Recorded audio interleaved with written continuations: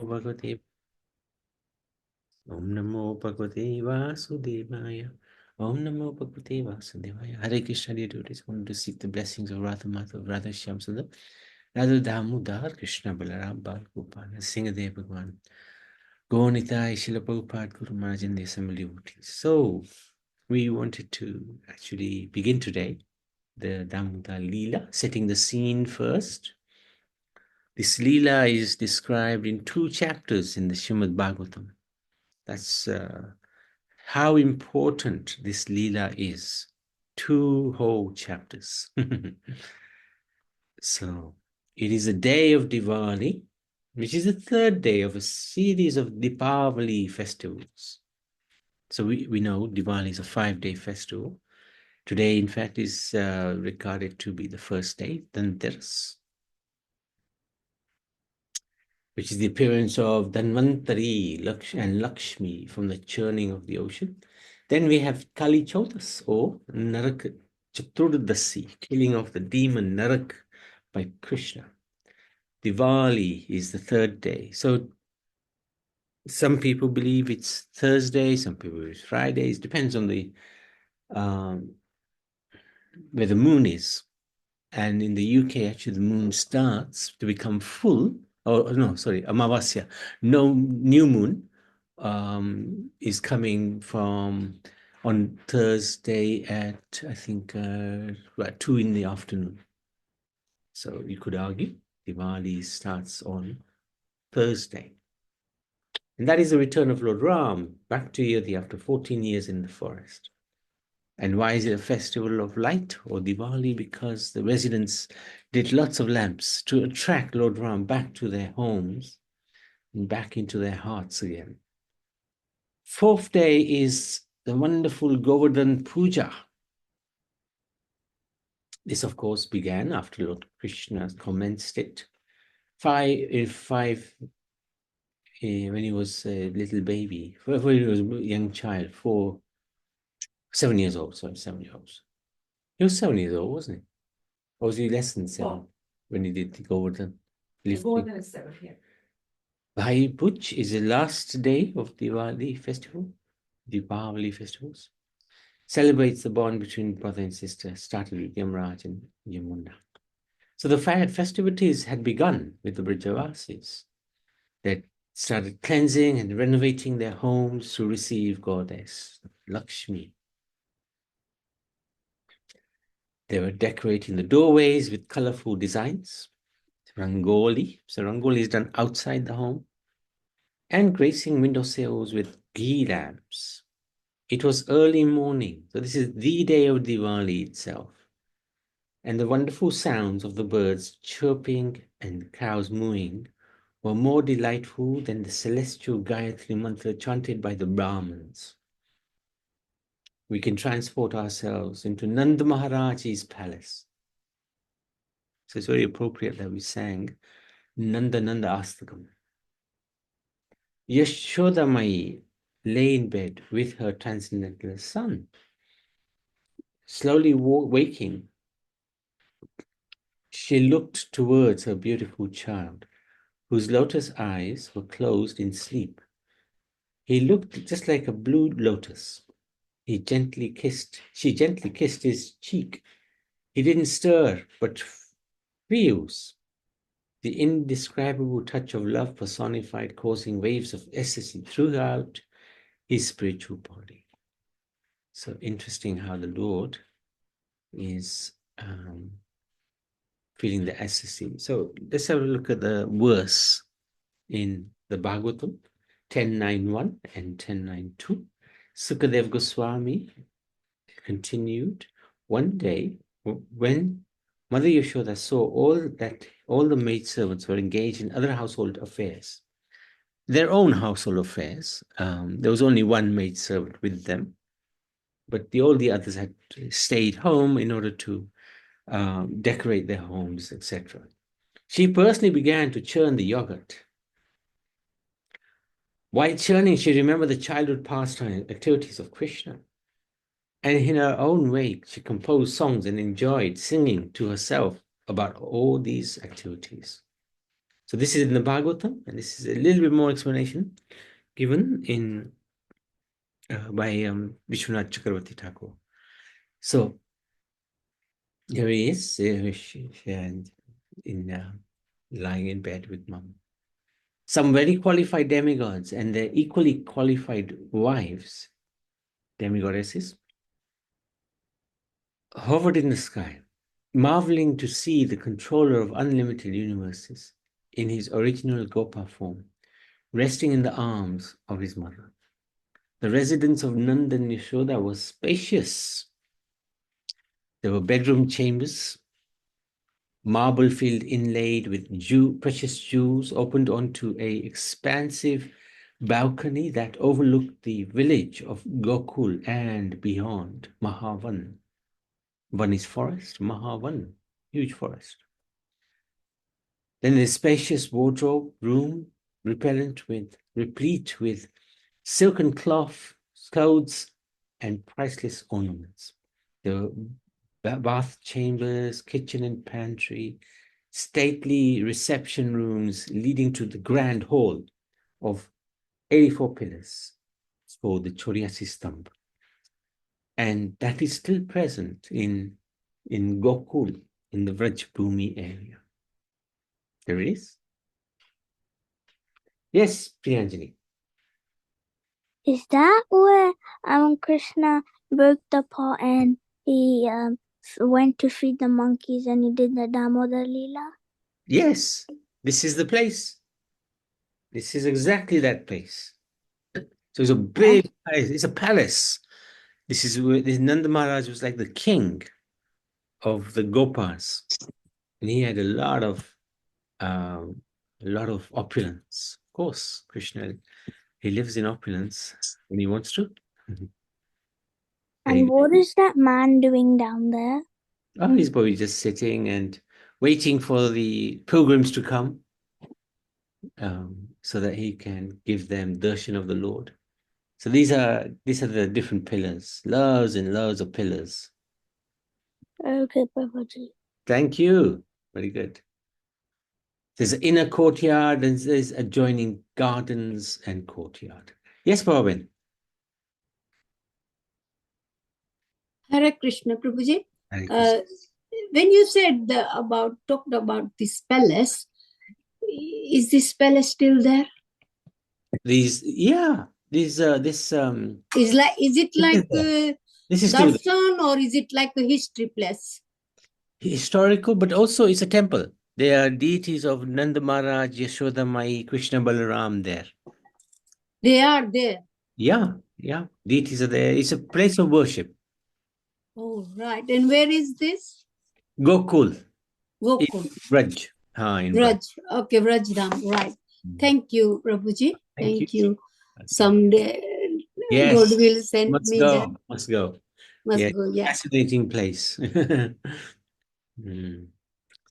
Yashoda Mai rises and goes to her bath chamber, where there is only one of her maids waiting to assist her. The other palace maids, servants, were preparing for Deepavali at home, at their respective homes. Yashoda Mai was informed by her maid that everyone was looking forward to making this Deepavali celebration special, because now Krishna is old enough to relish such events. So he was 2 years, just over 2 years, 2 years and 2 months. And all the Brajvasis wanted to please him. They have spontaneous love for Krishna. After dressing herself, Yashoda Mai's maid ornamented and garlanded her, noting that goddesses fall from the aeroplanes in envy to see the beauty of this queen. So this is a little idea.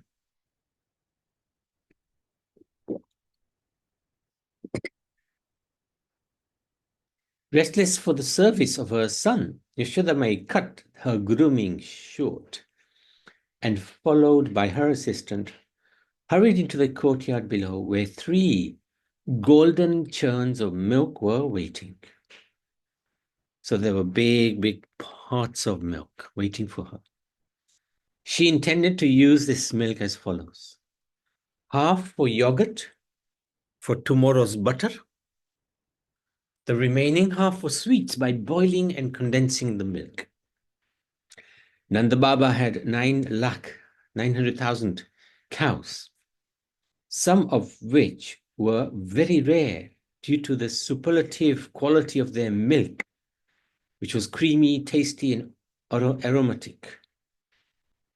The milk had different aromas and so forth. Some milk is very thick, and some cow's milk smells like jasmine, rose, and other flowers.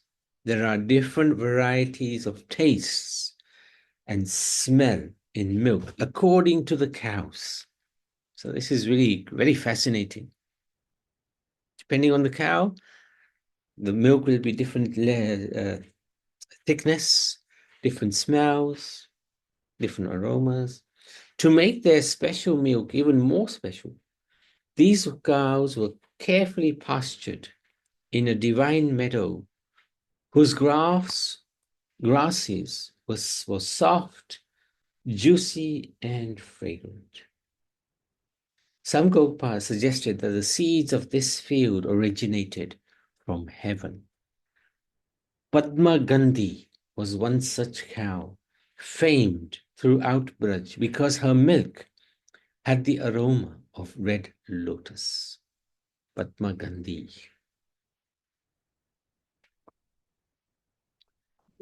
The milk of these cows is delivered daily to Yashoda Mai, who understands which milk has come from which group of cows and separates it all when it comes to Nanda Baba, Nand Bhavu.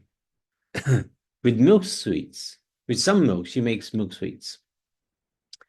With some, she makes paneer. And with some, she makes sweet rice, depending on the day and occasion. She arranges everything perfectly. Generally, the maids would make the various milk preparations. However, Yashoda Mai, having heard so many complaints against her dear son from the elder gopis about his pastimes as Makhan Chor, although she could not still believe that her darling son would do this, but she was still thinking that he may possibly have become addicted to stealing the butter produced by the neighbors. If he has been naughty, then to break this habit, she was thinking that obviously the maids had become careless whilst making preparations. They cannot be trusted, as they seem to be regularly burning the milk. Hence the reason why my dear son goes elsewhere. So she could not believe, why would my son steal the neighbor's milk, yogurt or butter, makhan, when our makhan is the best? Maybe my maidservants are burning the milk, and therefore my son is going elsewhere. So to break this habit, she was thinking she must entice him by providing butter that is far superior to which he can get elsewhere.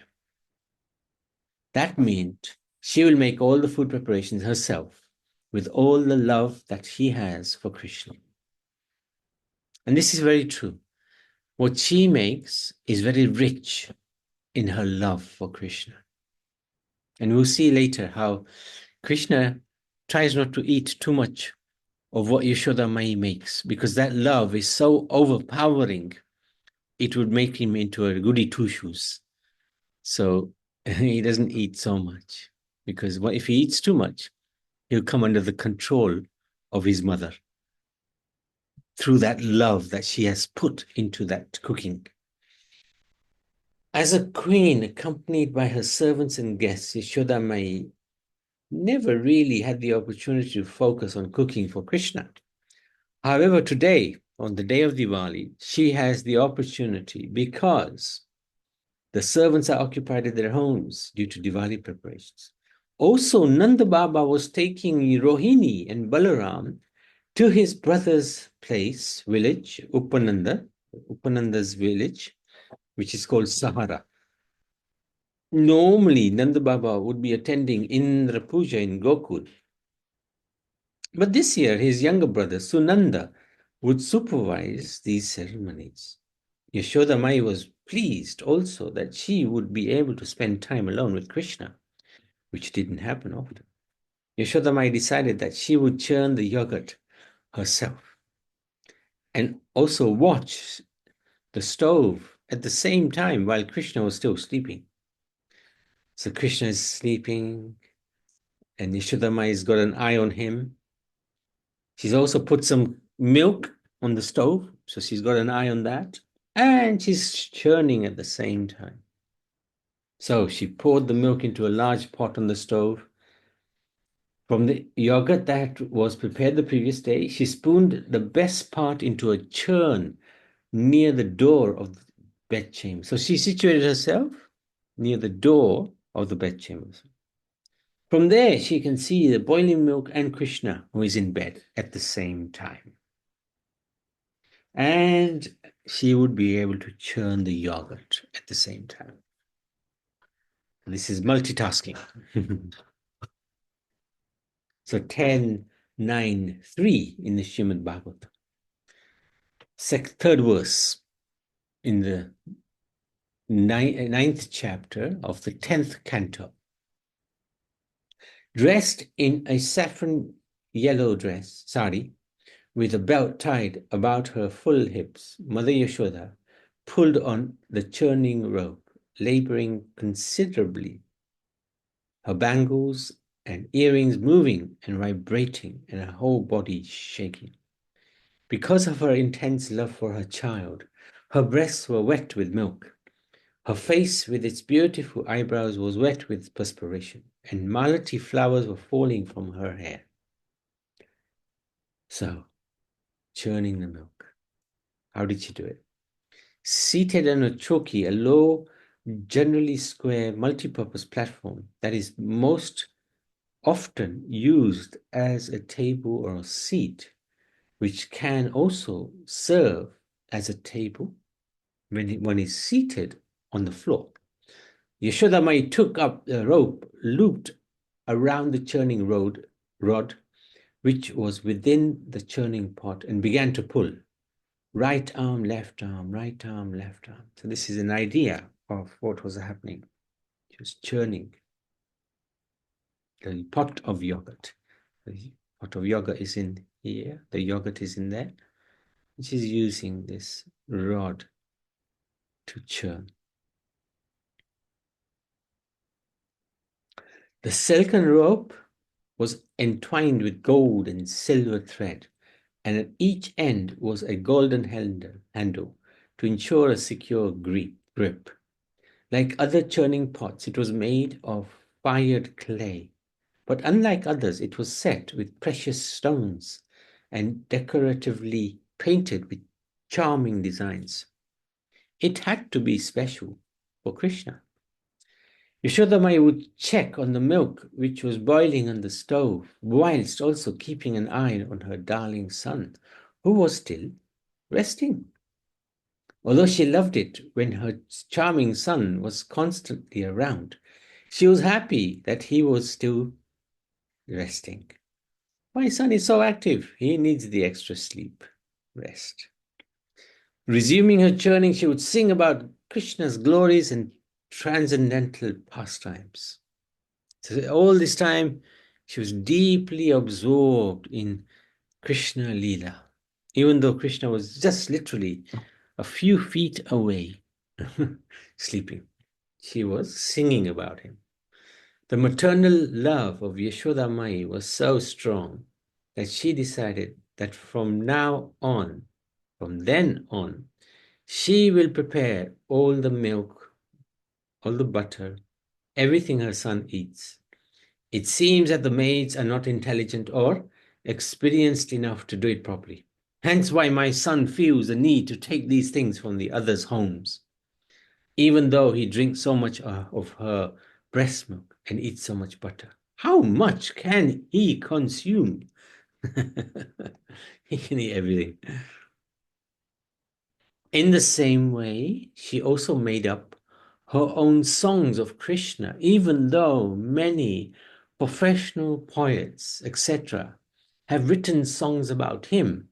After all, who could know more about Krishna and love him more than Yashoda Mai? How can the poets know about the true beauty and sweetness of her son? She knows.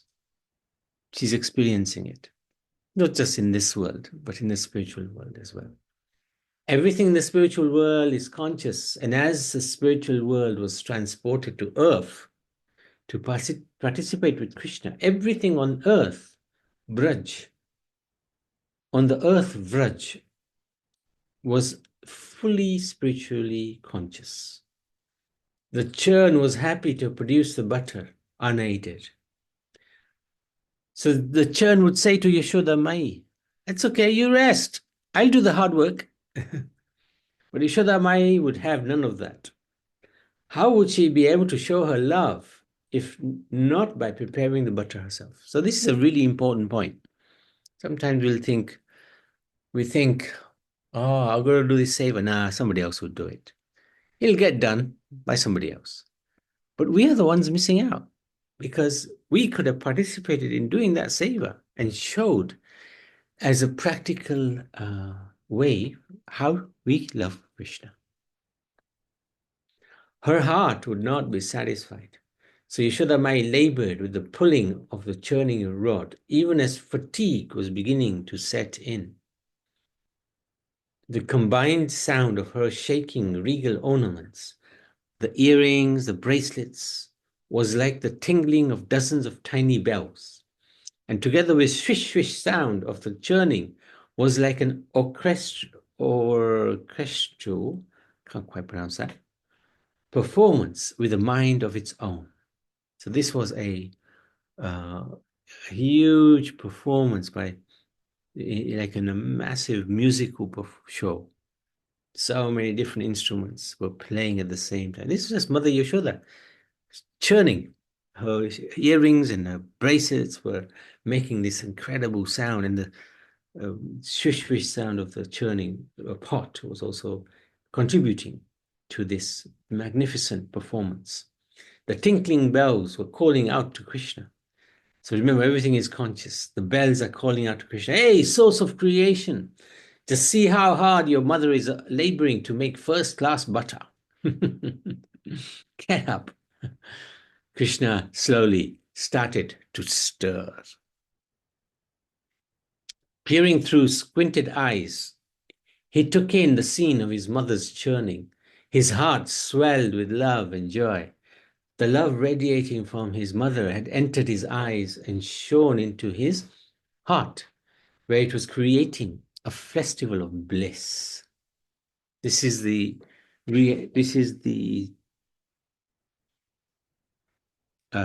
transaction between the devotee and the Lord. The devotee enjoys when he is serving the Lord, and the Lord enjoys when the devotee is serving. He was ready to crawl out of bed to embrace him, but at the same time, he was relishing, enjoying seeing his mother's full glory of devotion, while she was taking so much care to serve him by making first-class makhan. Her mother glanced over to see if her darling son was awake. He quickly closed his eyes. She thought to let him sleep a little longer, and also the butter was still not quite done. Mother Yashoda continued her service and became completely engrossed in meditation upon her glorious little son through the singing about his glorious pastimes. And that singing is called the Gopal Champu 1.8.4, written by Jiva Goswami. So we can sing this song tomorrow. We can start with this beautiful song. This is the song that was sung by Mother Yashoda while she was churning. Okay, we can stop there. Any questions? Any comments? Okay, let's stop there. Damodar Lila ki jai, Kartik Maas ki jai. Yes, Priyanjali. Did they change the 84 poles palace a bit that Krishna did the Damodar Leela in? Not that we're aware of. We're thinking that this is the original palace. Yeah, that's what is thought, that this is the original palace. Okay, Prabhuji. Okay. Thank you. Thank you so much for your wonderful interest, your questions. Really, really good. So let's stop. Lord Damodar ki jai. Radha Damodar ki jai.